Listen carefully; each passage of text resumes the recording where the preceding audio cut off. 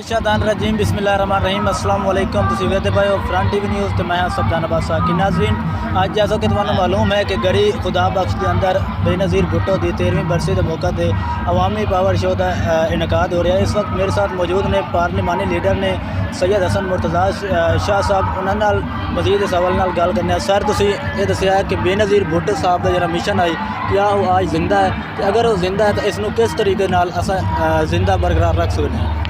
बहुत शुक्रिया जी। ਜਿਹੜਾ बीबी शहीद ਦਾ विजन सी या ਜਿਹੜਾ ਉਹਨਾਂ ਦਾ ਮਿਸ਼ਨ ਸੀ ਉਹ ਅੱਜ ਵੀ ਉਸੇ ਆਪਣੀ ਹਾਲਤ ਦੇ ਵਿੱਚ ਮੌਜੂਦ ਹੈ ਔਰ ਸਾਡੀ क़यादत ਜਿਹੜੀ ਹੈ ਉਸੇ ਵਿਜ਼ਨ ਦੇ ਮੁਤਾਬਿਕ ਚੱਲ ਰਹੀ ਹੈ। इंशाअल्लाह अल्लाह ताला ਸਾਡੀ ਇਹ ਜਦੋਜਹਿਦ ਜਿਹੜੀ ਹੈ ਆਪਣੀ ਮੰਜ਼ਿਲ ਤੱਕ ਪਹੁੰਚਣ ਤੱਕ ਜਾਰੀ ਰਹੇਗੀ। ਔਰ मैं समझना कि शख्सियात ਜਿਹੜੀਆਂ ਨੇ ਉਹ ਚਲੀਆਂ ਜਾਂਦੀਆਂ ਨੇ लेकिन ਉਹਨਾਂ ਦਾ विजन ਉਹਨਾਂ ਦਾ नज़रिया ਜਿਹੜਾ ਹੈ ਉਹ हमेशा जिंदा ਰਹਿੰਦਾ है और बीबी शहीद ਦਾ ਜਿਹੜਾ नज़रिया ਸੀ ਉਹ हमेशा जिंदा रहेगा। सर मौजूदा हुकूमत दे विच तुसां अस्तीफा दिता, अस्तीफा अपनी मादरी ज़बान पंजाबी दिता, इस हवाले नाल सोशल मीडिया ते भी बहस होंदी रही, तो इस हवाले नाल तुहाडा क्या ख्याल है कि यदि के वजह से? तो दूसरी गल है कि क्या तुसीं ये अस्तीफा वापस लओगे? देखो जी, अस्तीफा देना ना देना है तो क़यादत की मर्जी है। क़यादत का हुक्म आई कि अस्तीफे जमा करा दो, असी क़यादत को जमा करा दिते। जितों तक मेरी मादरी ज़बान का ताल्लुक है, माँ बोली हर आदमी नूं प्यारी होंदी है और मैं भी अपनी माँ बोली नाल बड़ा प्यार करना। बल्कि मैं जदों वेख्या कि साडी माँ बोली नूं लोग इस तरह समझते हैं कि ये शायद बदतमीज़ी की कोई ज़बान है, हालांकि ये नहीं है। पंजाबी ज़बान जिहड़ी है इहदे विच जितने शौराए कराम ने जिहड़े सूफी हज़रात ने, अगर तुसीं उन्हां नूं वेखो और मैं तो बल्कि इत्थे ज़रूर ये कहांगा कि अगर तुसीं इस मुआशरे दे विच अमन वेखना चाहते हो, मुहब्बत भाईचारा वेखना चाहते हो, तो लोगों नूं बुल्ले शाह पढ़ाओ, लोगों नूं बहु सुल्तान पढ़ाओ, लोगों नूं वारिस शाह पढ़ाओ, लोगों नूं शाह हुसैन पढ़ाओ, लोगों नूं मोहम्मद बख्श पढ़ाओ, ताकि लोग उन्हां दा सारा जिहड़ा है वो प्यार दे उत्ते बेस करदा है। बदमनी और ये चीज़ां नहीं ने। तो माँ बोली मेरी बड़ी प्यारी ज़बान है और मैं उन्होंने प्रमोट भी करना और मैं असैम्बली भी इसलिए बोलना कि लोगों का खौफ दूर होवे, लोग माँ बोली अल राग़िब होवन, ये बोली जाए। हर खिता अपनी ज़बान बोलता है, सानू बोलने च केड़ा शर्म है?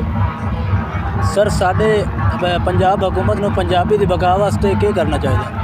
पंजाब हुकूमत नूं पंजाबी लई एक तो सिलेबस दे विच लाजमी करना चाहिए, उन्होंने सिलेबस का हिस्सा बनाना चाहिए। और दूसरा जिहड़ा है वो साडी जिस तरह इंग्लिश ऑफिशियल लैंग्वेज है या बाकी सूबियां दे विच दफातर दे अंदर ऑफिशियल लैंग्वेज जिहड़ी है सैकेंड लैंग्वेज जे तौर ते उनानिया इलाकाई ज़बानां बोलियां जांदियां ने, पंजाब दे अंदर भी जिहड़ी है वो माँ बोली नूं ऑफिशियल लैंग्वेज करार दिता जाए। तो फिर मैं वो दिन दूर नहीं ने जदों माँ बोली दे विच तुसीं गल करोगे तो शर्म महसूस नहीं होएगा। सर सिलेबस की तुसीं गल कीती, करोना की दूसरी लहर है लेकिन सिर्फ तालीमी इदारे ही क्यों बंद हैं? बाकी जलसे वगैरह भी हो रहे हैं, मीटिंग्स भी हो रही हैं, बच्चे पार्क वगैरह जा रहे हैं, इस सवाल नाल तुहाडा क्या ख्याल है? क्या ये फैसला ठीक है? मैं समझना जी कि साडी मौजूदा हुकूमत का विजन कोई नहीं। साडी मौजूदा हुकूमत के कान जिहड़ी गल करदे हो वो मूँह च बोल देंदे ने, उन्हां दा कोई इस बारे अगर उन्होंने भी सवाल करोगे तो उन्हां कोल कोई जवाब नहीं होएगा। जबकि असी आखने हैं कि अगर लॉकडाउन करना है तो उन्होंने मुकम्मल लॉकडाउन करो, वो सरकारी सतह पर होवे, उहदे नाल सरकारी तकरीबात भी ख़त्म होण, उहदे नाल सियासी तकरीबात भी ख़त्म होण, उहदे नाल तुहाडे सारे चूँकि साडी हुकूमत जिहड़ी है वो लोगों नूं ना रोज़गार दे सकती है, ना लोगों नूं सेहत दे हवाले नाल कोई फैसिलिटेट कर सकती है, ना ही तालीम दे हवाले नाल। तो उन्हां कोल यही ऑप्शन बचती है कि तालीम नूं कर दिओ जी, वो छोटे बच्चे ने, कोई शक नहीं है उन्हां नूं महफूज करना चाहिए, लेकिन उनके बाकी इकदामात भी जिहड़े ने उनके वो भी नाल नाल होने चाहिए। सर वफाकी हुकूमत ते सूबाई हुकूमत दा तुसीं मुस्तकबिल क्या वेख रहे हो? क्या ये मुद्दत पूरी करनगे? मैं समझना वा कि किसी भी जमहूरी सिस्टम नूं मजबूत करने लई काफ़ी कुर्बानियां देनियां पैंदियां ने और साडे कोल बेशक ये गैर जमहूरी तरीके नाल आए ने, ये जमहूर की आवाज़ नहीं ने, जमहूरीयत की मजबूती लई कुछ नहीं कर रहे। ਲੇਕਿਨ ਇਹਨਾਂ ਨੂੰ ਕਿਸੇ ਵੀ ਗੈਰ ਜਮਹੂਰੀ ਤਰੀਕੇ ਨਾਲ ਹਟਾਉਣਾ ਨਹੀਂ ਚਾਹੀਦਾ। ਓਪੋਜੀਸ਼ਨ ਜਿਹੜੀ ਹੈ ਉਹ ਆਪਣਾ ਬੜਾ ਮੁਸਬਤ ਰੋਲ ਅਦਾ ਕਰ ਰਹੀ ਹੈ ਕਿ ਉਹ ਇਹਨਾਂ ਦੀਆਂ ਨਾਲਾਇਕੀਆਂ, ਇਹਨਾਂ ਦੀਆਂ ਨਾਅਹਲੀਆਂ ਜਿਹੜੀਆਂ ਨੇ ਉਹ ਵੀ ਆਵਾਮ ਦੇ ਸਾਹਮਣੇ ਰੱਖ ਰਹੀ ਹੈ ਔਰ ਆਪਣਾ ਮੁਕੱਦਮਾ ਵੀ ਆਵਾਮ ਦੇ ਸਾਹਮਣੇ ਰੱਖ ਰਹੇ ਨੇ ਕਿ ਇਹਨਾਂ ਹਾਲਾਤ ਦੇ ਵਿੱਚ ਸਾਡੇ ਕੋਲ ਕੋਈ ਜ਼ਰੀਆ ਨਹੀਂ ਕਿ ਅਸੀਂ ਆਵਾਮ ਨੂੰ ਇਤਮਾਦ ਵਿੱਚ ਨਾ ਲਵੀਏ। ਆਵਾਮ ਨੂੰ ਇਤਮਾਦ ਵਿੱਚ ਲੈ ਕੇ ਔਰ ਅਸੀਂ ਬਿਲਕੁਲ ਇਹਨਾਂ ਦੀ ਹਕੂਮਤ ਜਿਹੜੀ ਹੈ, ਹਕੂਮਤ ਦੇ ਖਾਤਮੇ ਲਈ ਸਾਡੀ ਕੋਸ਼ਿਸ਼ ਹੈ।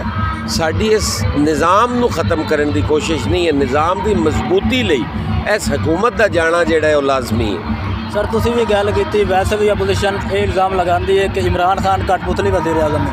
क्या ਤੁਸੀਂ ਸਮਝਦੇ ਹੋ ਕਿ ਵਾਕਿਆ ਹੀ ਉਹ ਕਠਪੁਤਲੀ ਹੈ? ਨਹੀਂ, ਇਹ ਇਲਜ਼ਾਮ ਨਹੀਂ ਹੈ, ਇਹ ਤਾਂ ਇੱਕ ਹਕੀਕਤ ਹੈ ਔਰ ਹੁਣ ਤੇ ਉਹ ਸਾਰਾ ਖੁੱਲ੍ਹ ਕੇ ਸਾਹਮਣੇ ਆ ਗਿਆ ਕਿ ਉਹ ਆਂਦਾ ਮੇਰਾ ਕੋਈ ਹੋਮਵਰਕ ਨਹੀਂ ਸੀ। ਇੱਥੇ ਸਾਰੇ ਵਜ਼ੀਰ ਆਜ਼ਮ ਜਿਸ ਬਣਨਾ ਹੋਵੇ ਉਹਨੂੰ 3 ਮਹੀਨੇ ਦੀ ਟ੍ਰੇਨਿੰਗ ਦਿਓ। ਮੈਨੂੰ ਤਾਂ 1.5 ਸਾਲ ਤੱਕ એનર્ਜੀ ਸੈਕਟਰ ਦੇ ਫਿਗਰਸ ਦਾ ਹੀ ਨਹੀਂ ਪਤਾ ਚੱਲਿਆ।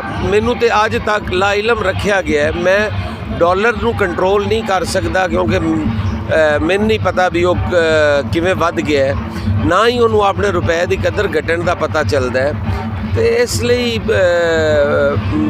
ਮੈਂ ਨਹੀਂ ਸਮਝਦਾ ਵੀ ਜਿਹੜੀ ਇਹ ਹਕੂਮਤ ਹੈ ਇਹ ਕੋਈ ਆਪਣਾ ਮੁਸਬਤ ਰੋਲ ਅਦਾ ਕਰ ਰਹੀ। ਇਹ ਕਹਿਣਾ ਸੀ सैयद हसन मुर्तज़ा साहब का। उन्होंने ये कहा कि अगर हुकूमत पाकिस्तान में देखा जाए तो एक कठपुतली हुकूमत है तो दूसरी जानब एक कोई अपना मुस्बत रोल अदा नहीं कर रहा। जी ठीक है।